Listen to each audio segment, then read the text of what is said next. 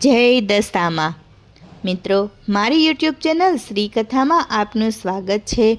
આજે આપણે દશામાના વ્રતની વિધિ અને દશામાના વ્રતની વાર્તા સાંભળીશું। દશામાનું વ્રત અષાઢ વદ અમાસથી શરૂ થાય છે। પ્રાતઃકાળે સ્નાન કરી ધૂપ દીવો કરી શ્રદ્ધાપૂર્વક દશામાની કથા સાંભળવી। 10 દિવસ સુધી નકોરડા ઉપવાસ કરવા, માટીની સાંઢળી બનાવી તેનું પૂજન કરવું। 10મે દિવસે એ સાંઢળીને નદીમાં પધરાવવી। 5મા વર્ષે વ્રતનું ઉજવણું કરવું। યથાશક્તિ સોનું, ચાંદી કે પંચધાતુની સાંઢળી બનાવી બ્રાહ્મણને દાન આપવી। વસ્ત્રદાન કરવું, દક્ષિણા આપવી। ભક્તિભાવપૂર્વક દશામાના વ્રત કરનારની સુખ શાંતિ અને સમૃદ્ધિ જળવાઈ રહે છે। વાર્તા। સુવર્ણપુર નગરીમાં અભયસેન નામે ઘણો જ ધર્મિષ્ઠ રાજા રાજ કરતો હતો। નગરની સમૃદ્ધિનો પાર ન હતો। રાજાની ગુણિયલ, સંસ્કારી અને અતિ સુશીલ તથા રૂપવતી રાણીનું નામ અનંગસેના હતું। રાણી ઘણી જ નમ્ર અને ધર્મિષ્ઠ હતી। એ ઘણીવાર રાજાને અહંકાર ન કરવા સમજાવતી, પણ રાજા એની વાત કદી ન સાંભળતો। એક દિવસ રાજમહેલના ઝરૂખે બેઠેલી રાણીએ નદીના કિનારે સ્ત્રીઓને વ્રત કરતી જોઈ, તેથી રાણીને કુતૂહલવશ થઈ તરત દાસીને આજ્ઞા આપી કે નદી કિનારે સોળે શણગાર સજીને ટોળે વળેલી સ્ત્રીઓ શું કરે છે એ જાણી લાવ। દાસી દોડતી દોડતી સ્ત્રીઓ પાસે ગઈ અને પૂછવા લાગી કે તમે બધા શું કરો છો? ત્યારે એક સ્ત્રીએ જવાબ આપતા કહ્યું, અમે દશામાનું વ્રત કરીએ છીએ। આ વ્રતની વિધિ એવી છે કે સૂતરના 10 તાર લઈ 10 ગાંઠ વાળવી, ગાંઠે ગાંઠે કંકુના ચાંદલા કરવા। ત્યારબાદ સ્ત્રીએ વ્રત ક્યારે કરવું, કેવી રીતે કરવું વગેરે જણાવ્યું। દાસીએ મહેલમાં આવીને રાણીને બધી વાત કરી। ધાર્મિક સ્વભાવની રાણીને પણ આ વ્રત કરવાની ઈચ્છા થઈ। મનથી વ્રત કરવાનું નક્કી કર્યું। એણે રાજાને આ વાત જણાવી તો અહંકારી રાજાએ ના પાડી દીધી અને કહ્યું, આ વ્રત તો ગરીબ ગુરખા માટે છે। તારે તો ઘણી સાહેબી છે, ધન દોલત છે, નોકર ચાકર, બાગ બગીચા, રાજપાટ બધું છે, માટે આ વ્રત કરવાનું જ છોડી દે। રાજાના અભિમાન ભર્યા વચન સાંભળી રાણીનું દિલ દુભાયું। એ જાણતી હતી કે ગમે તેવી સમજાવટ છતાં અભિમાની રાજા એકનો બે થવાનો નથી। રાજાએ અહંકાર, ગર્વ અને અભિમાનમાં ચકચૂર થઈને દશામાના વ્રતનું અપમાન કર્યું। તેથી દશામાના ક્રોધનો પાર ન રહ્યો। માએ રાજાના સપનામાં આવીને એક જ શબ્દ કહ્યો, પડું છું।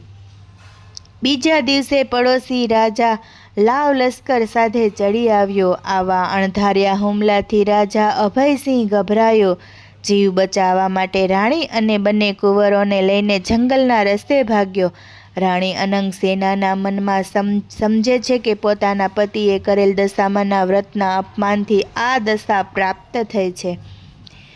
ઘોર જંગલમાં રાજા રાણી ઉઘાડા પગે ચાલ્યા જાય છે। પગમાં કાંટા કાકરા લાગે છે। દુઃખ અને થાકનો પાર નથી। કુંવારો તરસ્યા થયા છે। એટલામાં એક વાવ આવી। રાજા પાણી લેવા માટે વાવમાં ઉતર્યા। પાછળ બંને કુંવરો ઉતર્યા તો દશામાએ અદ્રશ્ય રહીને બંને કુંવરોને ખેંચી લીધા। કુંવરોને અદ્રશ્ય થઈ ગયેલ જાણી રાણી વિલાપ કરવા લાગી। રાજા પણ મનમાં સમજી ગયો કે નક્કી આ દશામાનો કોપ છે। એ રાણીને આ આશ્વાસન આપતા સમજાવે કે જેણે આપ્યા એણે લઈ લીધા, હવે એ જ આપશે। રુદન કરતી રાણીએ સમજાવતો રાજા આગળ ચાલ્યો। થાકના લીધે બંનેના પગ ઘસડાય છે। પગના વેઢામાં કાંટા ભોંકાઈ ગયા છે, તેથી પીડાનો પાર નથી। રસ્તામાં એક વાડી આવી। રાજાને થયું કે હાશ, 2 ઘડી વિસામો તો મળશે। પણ રાજાએ એ વાડીમાં જેવો પગ મૂક્યો તો ખીલેલા ફૂલો કરમાઈ ગયા। વાડીનો માળી વિચાર કરવા માંડ્યો કે નક્કી આ માણસ પાપી પગલાનો છે, તેથી માળી લાકડી લઈને રાજાને મારવા દોડ્યો। રાજા રાણી માંડ બચીને ભાગ્યા। જીવનથી હતાશ થઈ ગયેલ ભિખારી જેવી હાલતમાં બંને એક નગરમાં આવ્યા। એ નગર રાજાની બહેનનું હતું। રાજાને આશા હતી કે બહેન જરૂર આશરો આપશે. એણે પાદરેથી પોતાની બહેનને સંદેશો મોકલ્યો કે તેનો ભાઈ આવ્યો છે.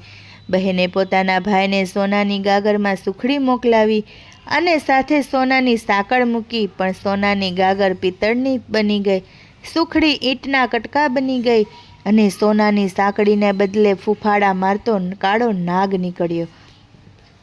રાજા વિચાર કરે કે મારી સગી બહેન મને મારી નાખવા આવું ન કરે, નક્કી આ દશામાના કોપને કારણે જ થયું છે. આવો વિચાર કરી રાજાએ ગાગર ત્યાં જ દાટી દીધી અને રાણીને લઈને આગળ ચાલ્યો. ચાલતા ચાલતા એક નદી આવી. નદીના કિનારા કાંઠે ચીભડાના વાડા છે. રાજા 2 હાથ જોડીને વાડાના માલિકને કરગરવા લાગ્યો કે ભાઈ, 7 દિવસના ભૂખ્યા છીએ, દયા કરીને એક ચીભડું આપ. ખેડૂતને દયા આવતાની સાથે એક ચીભડું આપ્યું. રાજાએ નક્કી કર્યું કે આગળ જઈને થોડો વિશ્રામ કર્યા પછી ચીભડું ખાવું અને ભૂખ સમાવવી. પૂર્વે બન્યું એવું કે એ ગામમાં રાજાનો કુંવર 2 દિવસ પહેલાં રિસાઈને ભાગી ગયો હતો. સિપાહીઓ કુંવરની શોધમાં નીકળ્યા હતા.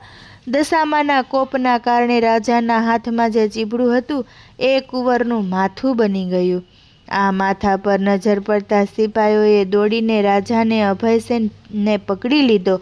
દોરડાથી બાંધીને લાતો મારતા નગરમાં લઈ ગયા. નગરના રાજાને બધી વાત કરી. રાજાએ પોતાના કુંવરની હત્યા કરવા બદલ અભયસેનને કાળકોટડીનો હુકમ આપી બંદીખાનામાં નાખી દીધો. રાજા વગર વાંકે કેદ થયો. તેથી રાણી અનંગસેના પર દુઃખનો પહાડ તૂટી પડ્યો. એ રોજ જંગલોમાં જતી લાકડાનો ભારો લઈ આવતી. એ વેચીને જે પૈસા મળે એમાંથી પેટનો ખાડો પૂરતી. આમ દિવસો પર દિવસો પસાર થવા લાગ્યા. અષાઢ મહિનો આવ્યો. અનંગસેનાએ અષાઢની અમાસ એટલે કે દિવાસાના દિવસે દશામાનું વ્રત કર્યું. દશામાના વ્રતના 10 દિવસ નકોરડા ઉપવાસ કર્યા અને માની ભક્તિ કરી. રાણી અનંગસેનાની અપાર ભક્તિ જોઈ દશામાનો કોપ શમી ગયો. માએ રાણીને આશીર્વાદ આપતા કહ્યું કે કાલે તને તારો પતિ પાછો મળશે. એ જ રાતે દશામાએ નગરના રાજાને સ્વપ્નમાં જઈ આદેશ આપ્યો કે નિર્દોષ માણસને કેદમાં પૂર્યો છે. તારો કુંવર તો એના મોસાળમાં લીલા લહેર કરે છે, સવારે પાછો આવી જશે.